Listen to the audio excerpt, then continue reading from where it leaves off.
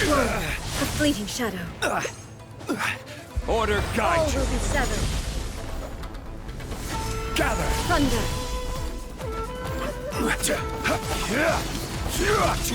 Time for retribution. Ha! Ha! Ha! Embrace the All ice! desire can be broken. Whirling snow! This is order. Gather. Burning gears. All will be severed. Ha! All hail! This world, a Born fleeting of ice shadow. and frost!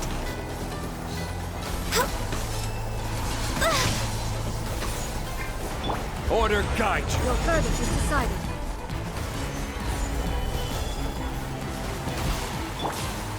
My apologies! Sakura swirl!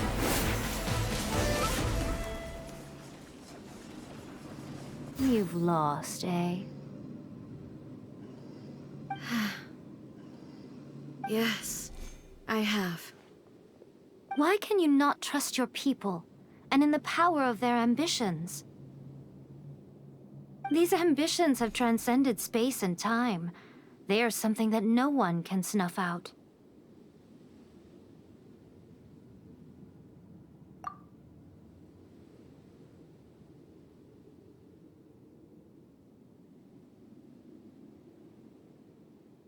Is this the lesson you learned from your journey in Liyue? There are nations where humans cast their god aside and stride forward. So are we to just abandon the notion of progress for the sake of wishful thinking? You and I have both witnessed the great loss that progress can bring. Eternity. Eternity is the only way.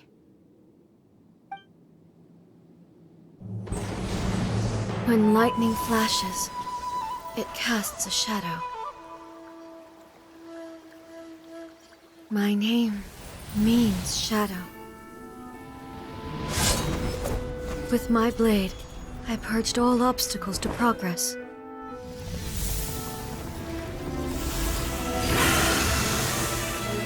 And yet, something was lost with each step forward. In the end, I even lost her. The tales are still retold in the shade of every Thunder Sakura. But the wounds left on our nation by that terrible loss still ache. Never stop searching, even if only for a brief flash of light. If nothing else, we have the present moment. She said that once. But I've seen a nation stride forward and lose everything to the heavenly principles. Perhaps only if time stands still will the lightning's glow never fade. The present moment is a fragile illusion. Only eternity can bring us closer to the heavenly principles. I am no longer the shadow. Mine is the most supreme and noble form. Let power over the realm be vested within me. In this form shall I honor my subjects' dream, for a land of eternity, unchanging forevermore. The heavenly principles. Irrelevant nonsense as far as I'm concerned. When all's said and done, all you really want is to protect your beloved Inazuma forever and ever. Isn't that right? That would be something of an oversimplification. But is this nation worth existing for eternity? Stripped of ambitions, stripped of the potential for change, it does nothing more than simply exist. It is a hollow shell of a nation. I wonder what loss would it really be to anyone if such a nation were destroyed? Miko, retract your words. Never changing eternity is the promise I made to my people. But what your people need from you is not your promises. They want your attention. Your divine gaze. You mean visions? Humans have a lifespan of barely 100 years. They cannot afford to bear any extra losses. But I have experienced it all. That is why I have chosen to guide them along the correct path toward eternity. But eternity is far too cruel a fate for you, eh? For me? Not only have you stopped paying attention to the world, but you have stopped paying attention to yourself. It must have been terribly lonely here, all alone, for centuries on end. But it is necessary. You will miss much by refusing progress. You seek to prevent loss, but have you considered all you are losing by remaining here in stasis for all eternity? You are obviously lonely, and yet for the sake of eternity, you choose to stretch your loneliness out to infinity.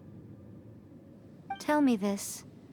Why is the sky here that was once so dark glowing again? Why now? This is your plane of euthymia. It's your inner world. So it can only mean that you are happy to see me again. You have found the loneliness here unbearable for a long time now, haven't you?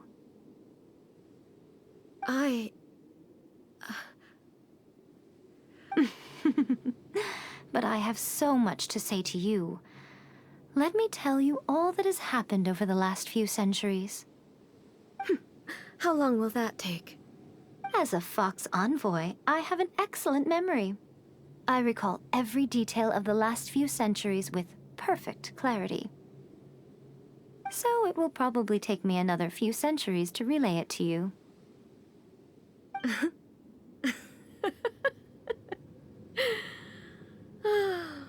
Miko, I never thought I would have the chance to meet with you like this again.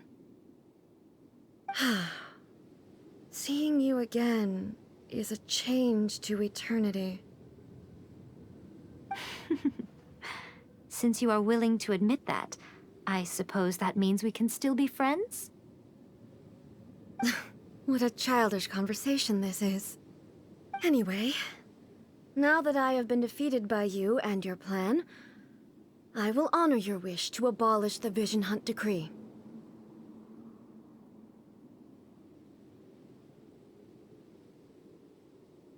But, with regards to eternity, and the question of whether this nation should move forward, I need time to give it some thought. You are the one who's been acting like a child from the very beginning. As promised, the Raiden Shogun abolished the Vision Hunt Decree. Finally, her people's wishes penetrated her locked heart. Beyond the plane of euthymia, she saw what eternity means in the eyes of the world. When one's fervent ambition burns brightly, the gods will cast their gaze upon you.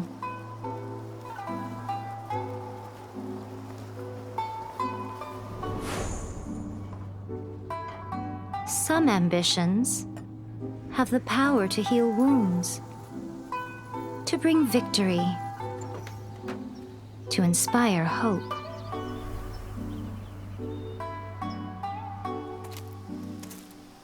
But some ambitions outlive their masters long after the soul ascends. They remain as they were in the beginning.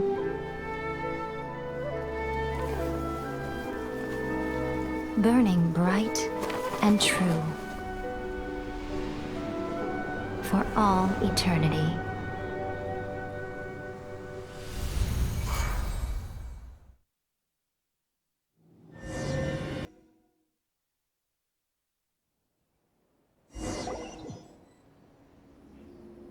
what did you guys do in the Raiden Shogun's plane of Euthymia anyway? Is the Vision Hunt decree abolished?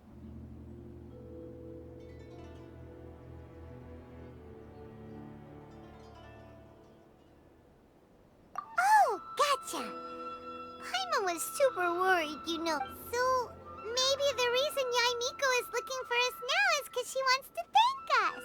Let's go find her.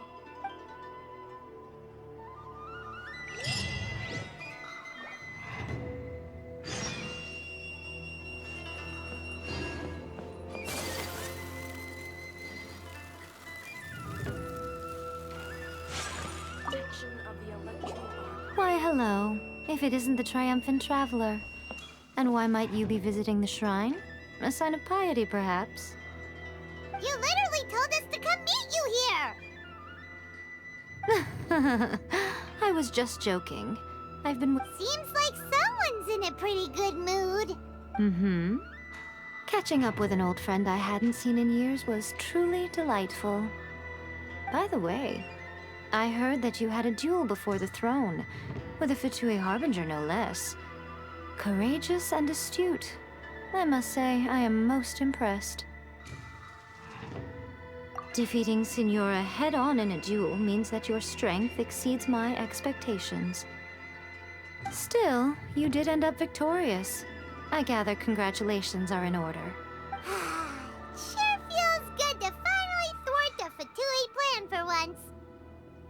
They caused plenty of trouble along the way, but at the very least, they didn't get their hands on another Gnosis. Wait a second. Did you say Gnosis? As in, the little thing that looks something like a chess piece? Yep, that's the one. You've seen one too? Gnosis belong to the Seven. They're what keep them connected to Celestia. Oh. What's wrong? I handed that over. You did what now? Well, how else was I supposed to save your skin from the Balladeer exactly? The Balladeer is number 6 of the Fatui Harbingers. In terms of strength, he is superior to Signora. I'm not the kind of person who risks life and limb for any old reason. You did... for once, Paimon just does not know what to say. After A created her puppet vessel, she no longer had anywhere to put it. As her erstwhile closest friend, A handed it over to me, and I've kept it in the Grand Narukami Shrine ever since. She no longer needs the power of the Gnosis, and in any case, she tells me she has severed ties with Celestia. Thus, the Gnosis became not only useless, but also a potential source of conflict. Is that not a good bargain, exchanging it for the one at the core of the plan?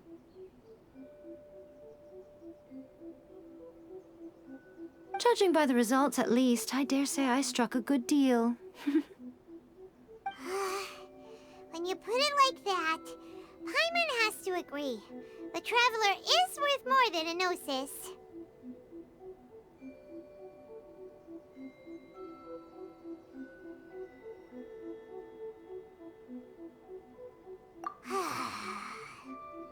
Well, what's done is done. And I hardly think we'll be getting it back now. So anyway, you still haven't told... It's to thank you. Really? You intend to travel all over Teyvat, and the time has come for the Inazuma leg of your trip to come to an end, has it not? As a mark of my gratitude, I will answer any questions you may have about the road ahead or the events of the past. What would you like to know about? That puppet was built with technology that has been lost to time. Perhaps she, as a god, is the only one privy to the knowledge of its origins. Still, there's one other thing on this topic that I suspect. Before A began modifying her own godly form, she took it upon herself to create a prototype puppet. So, You mean there are 3 Raiden Shoguns? No. The prototype was merely a proof of concept. Its appearance and intellect were not based on A. It was a test.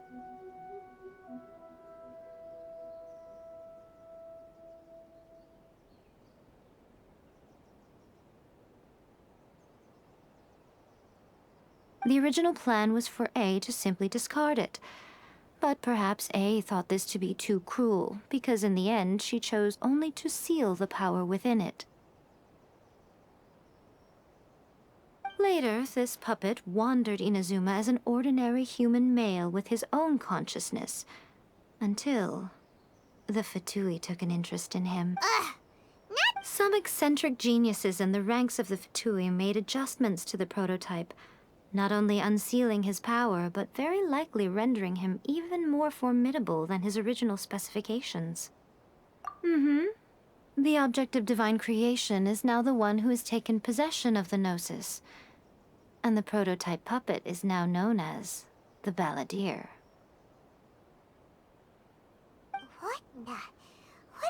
It is, isn't it?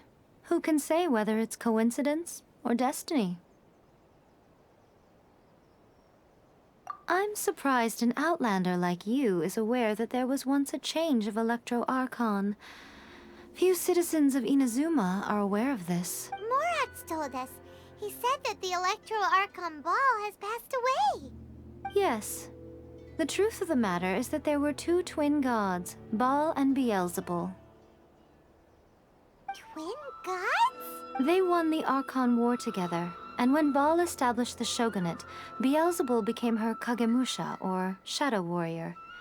In other words, she acted as Baal's body double. Beelzebul is A, with whom we are now both acquainted. Baal's name was Makoto. As far as the world was aware, there were not 2, but 1. They complemented each other, and they ruled Inazuma jointly, so there was no need for the public to know the truth. In fact, the name Baal and the title of Raiden Shogun was understood to refer to both of them, right up until... Until what? Makoto died several hundred years ago in a war that I was not personally involved in. Since then, A has assumed the shogunate. Losing her sister must have been super hard on A. That was when A began to change. Makoto was her greatest loss. Paimon feels like she understands A a lot better now after finding that out. I didn't spend a great deal of time with her, but my impression was she was a gentle god, who in each moment cherished the beauty of what was before her. Wow. Sorry, I haven't a clue. I'm also unfamiliar with the god you describe. But if you still have doubts about A, I would say they are misplaced. Not only does she not fit your description, but she voluntarily gave up her gnosis long ago, severing her ties with Celestia in the process. That's good to hear. Otherwise, given that I'm her familiar, it could have made our relationship rather awkward, don't you think? Don't worry, we aren't looking to pick a fight with you.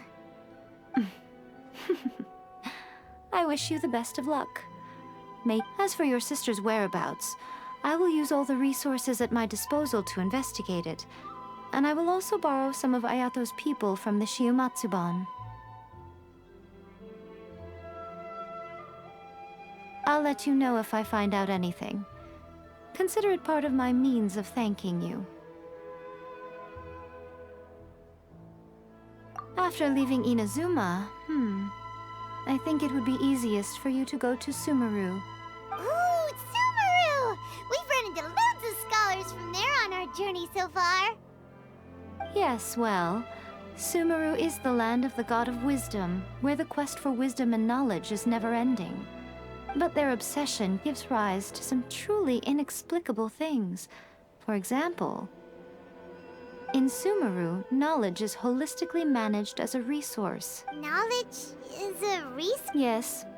I don't know whether it was the sages or Lesser Lord Kusanali who came up with the idea. Kusanali? That's a cute name. Oh, you haven't heard. Lesser Lord Kusanali is the deity in whom the people of Sumeru place their faith. It's their chosen term of endearment for her. I'm sure you must have some things to discuss with her too. I wish you all the best. Are you sure? Okay then. Oh, Traveler. Do you still have the omamori I gave you? Keep it safe. There was me thinking that you might hang it around your neck to show off to the world, telling everyone who inquired that it was given to you by none other than Yae Miko, the wise and beautiful. Who in their right mind would do that? Okay, I'll stop. Now, a question for you. Traveler, what is your ambition? I see. But that is merely a small goal, based on what preoccupies you here and now.